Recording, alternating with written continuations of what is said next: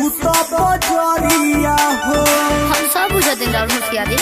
आवल हो अरे आव हो रानी से जरिया हो सटी के सूत बजरिया हो।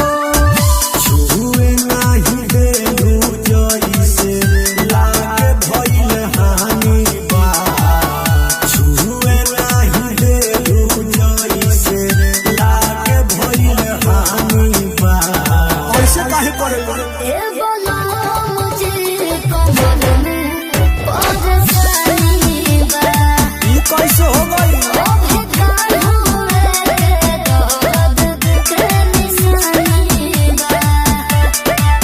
ए बोला मुझे कमल में परेशानी बा। कौन दर्द हरे? Music said Rakesh.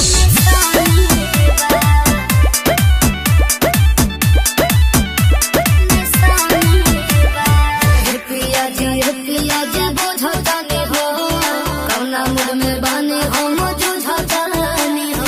अब बुझतू तो सकतू ना फरका कहे बन। पिया जी बुझतानी हो कौना मुड में बानी हो मुझुझतानी हो।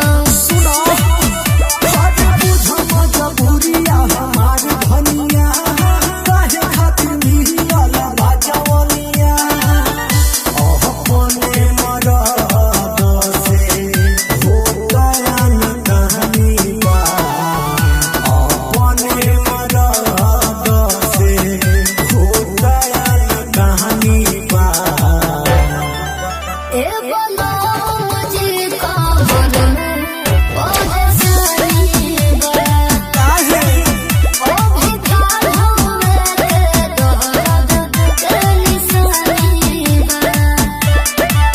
ए बोलो मुझे कमल में परेशानी बा।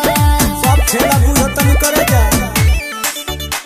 निशानी बा। निशानी बा।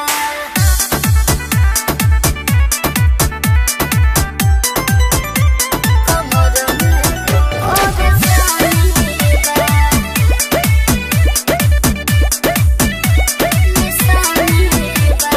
जानो तानी हो सब जी रौरा फेरा में आई नहीं हो जी। हम सब बुझते हैं राहुल होशियारी। पूछ नहीं तू बुझ